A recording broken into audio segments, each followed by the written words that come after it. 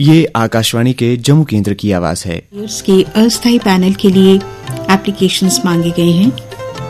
आवेदक ग्रेजुएट हों, 1 जनवरी 2025 को 20 से 50 साल की आयु सीमा में हों। आवेदक को अपनी भाषा बोली जिसके लिए वो आवेदन कर रहे हैं उसका अच्छा ज्ञान होना चाहिए, उच्चारण भी शुद्ध होना चाहिए और इसके साथ ही कंप्यूटर की जानकारी होना भी जरूरी है। सादे कागज पर एप्लीकेशन लिखकर उसके साथ एक फोटो लगाना है। मैट्रिक और ग्रेजुएशन के सर्टिफिकेट्स की सेल्फ अटेस्टेड कॉपीज भी लगानी है और साथ ही श्रोताओं 354 रुपए की फीस की रसीद भी लगानी है।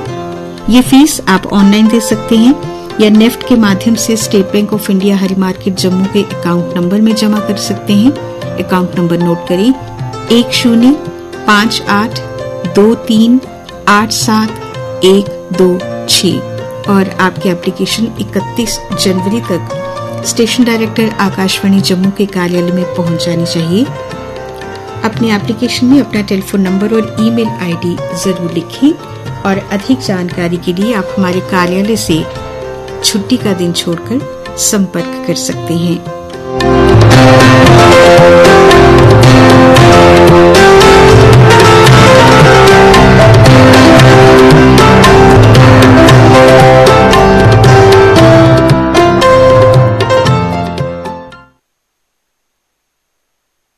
ये आकाशवाणी का जम्मू केंद्र है। 7:30 हुए हैं। लीजिए समाचार पत्रों की सुर्खियां सुनिए।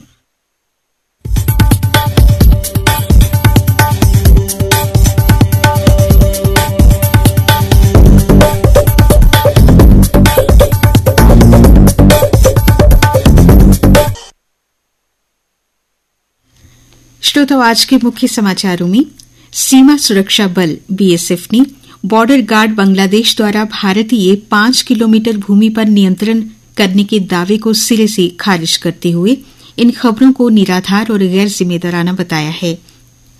बीएसएफ दक्षिण बंगाल फ्रंटियर ने एक बयान में कहा, बांग्लादेशी मीडिया में छपी इस रिपोर्ट में सत्यता और योग्यता का अभाव है। बीएसएफ ने उस दावे का भी खंडन किया है जिसमें कहा गया है कि बॉर्डर गार्ड बांग्लादेश कर्मियों ने 19 दिसंबर से क्षेत्र में गश्त शुरू कर दी है। एक देश एक चुनाव संबंधी 2 विधेयकों की जांच के लिए गठित संसदीय समिति आज अपनी पहली बैठक करेगी। इस दौरान विधि एवं न्याय मंत्रालय के अधिकारी संसदीय समिति के सदस्यों को प्रस्तावित कानूनों के प्रावधानों के बारे में जानकारी देंगे। केंद्र सरकार ने लोगों से एचएमपी वायरस को लेकर बिल्कुल भी ना घबराने की अपील की है और स्वच्छता का खास ख्याल रखने को कहा है। राज्यों के साथ हुई बैठक में प्रत्येक इन्फ्लुएंजा और गंभीर श्वास रोगियों पर विशेष ध्यान देने के निर्देश भी दिए गए हैं। इंटरनेट मीडिया पर अकाउंट खोलने के लिए इंटरनेट मीडिया प्लेटफॉर्म्स को 18 साल से कम बच्चों के मां बाप से अब अनुमति लेनी होगी। डाटा से मां बाप को वर्चुअल टोकन मिलेगा जिससे सहमति दी जा सकेगी। प्रधानमंत्री आज आंध्र प्रदेश में रेलवे जोन की नींव रखेंगे।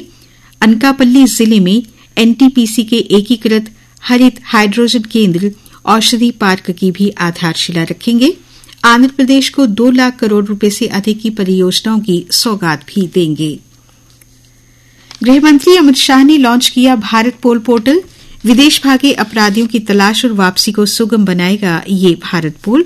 जांच एजेंसियों को भी मिलेगी सहायता और सड़क हादसे से घायलों को मिलेगा लगभग 1 लाख रुपए तक का कैशलेस इलाज। मार्च से पूरे देश में लागू होगी ये योजना।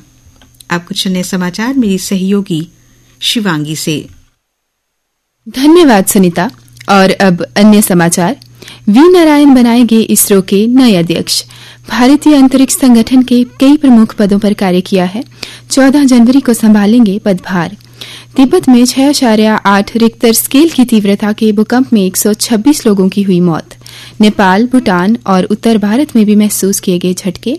भारत ने शोक संदेश में नहीं किया चीन का उल्लेख। इधर प्रदेश में मुख्यमंत्री उमर अब्दुल्ला ने नई दिल्ली में कल वित्त मंत्री निर्मला सीतारमण से भेंट कर वर्ष 2025-26 के वार्षिक बजट में जम्मू कश्मीर के लिए विशेष आर्थिक प्रावधान किए जाने का आग्रह किया। स्थापना के बाद से कैट की जम्मू बेंच ने निपटाए रिकॉर्ड 15,537 मामले, कहा केंद्रीय मंत्री डॉक्टर जितेंद्र ने। कटरा से कश्मीर तक चलने वाली वंदे भारत का हुआ ट्रॉली निरीक्षण। आज दौड़ेगी विशेष ट्रायल ट्रेन। भड़गाम और नगरोटा में मार्च या अप्रैल में हो सकते हैं उपचुनाव। जम्मू को मिलेगा 4 प्लेटफॉर्म का नया रेलवे स्टेशन। नया रेलवे स्टेशन नरवाल की तरफ फ्लाईओवर के पास बनवाया जाएगा। और अब खेल समाचार।